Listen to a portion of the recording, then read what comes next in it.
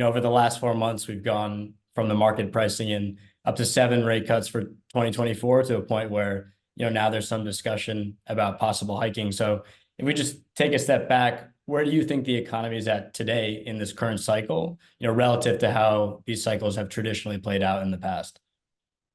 Yeah, I think in a lot of ways what we're experiencing is a very normal cycle, which is unusual for most people in their professional lives. Most of the cycles that we've experienced in our professional careers have been boom bust type cycles, whether it was, the 2000s tech bubble and bust, or whether it was the housing bubble and bust, or whether it was, COVID, which wasn't really a bubble, but it was a exogenous shock bust.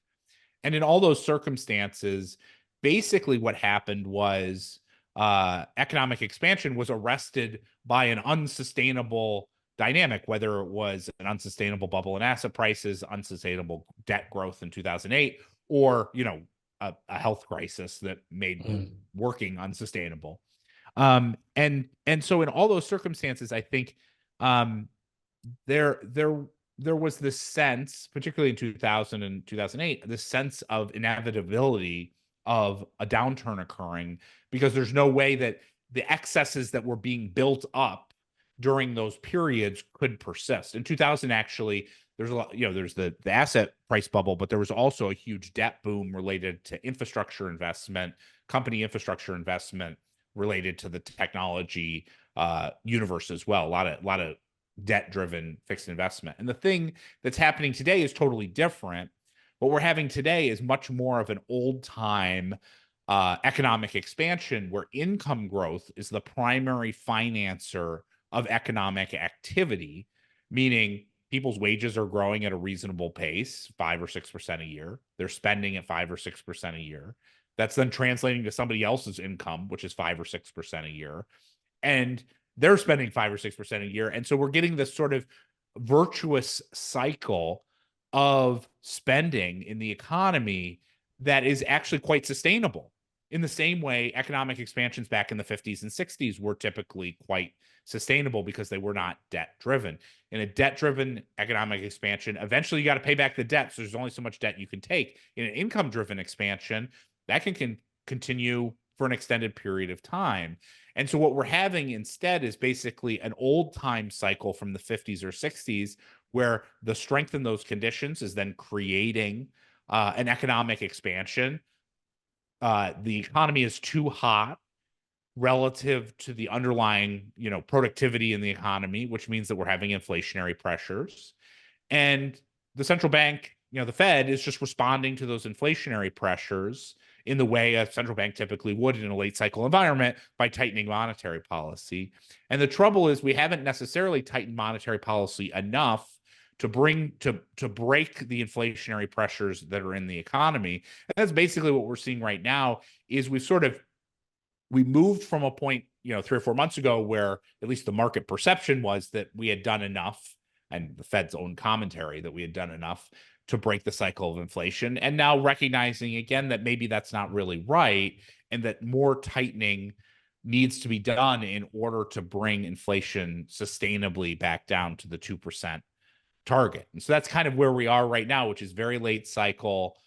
And at this point where inflation is still too high and we need more tightening for the Fed to achieve its aims. And so if we kind of take that and look forward, what do you think still needs to occur then for inflation to return sustainably to that 2% target? What kind of, components of the economy do you have your eye on? Right. Well, the easy stuff is basically the easy way to bring down inflation has already been done. That's kind of the challenge. We've resolved a lot of supply chain issues. That's brought inflation down. And we've also benefited from a significant amount of labor supply, both from an increase in domestic labor participation and also from a significant influx of immigration. And the problem is we've sort of reached the limits of both of those levers now that labor force participation is at multi-decade highs, and whether or not you agree with the politics of it, certainly moves are being made to limit the amount of immigration that's occurring in the economy. And so you put that together with that set of changes, we've only been able to bring inflation down to 3 or 4%, not to 2%. The Fed's target is 2% and responsibly below 2%. And so what that means is in order to further bring inflation down, we've got to start to create, we either have to give up on the inflation target or create demand side slowing through either tighter monetary policy from the Fed or from essentially a market-based tightening. And given the Fed has basically said we're going to keep rates where they are and have not really signaled hiking. I mean, they sort of said basically like it's possible we could hike because anything's possible. Really what it comes down to is whether the financial markets are going to do enough to create a sufficient tightening of the economy from a market-based standpoint to create a sufficient slowing to then start to slow the economy and ease inflationary pressures. And that's really where we stand now with, stocks really pricing in a strong economy, short rates now reflecting, the fact that the economy is relatively strong and inflation pressures remain persistent.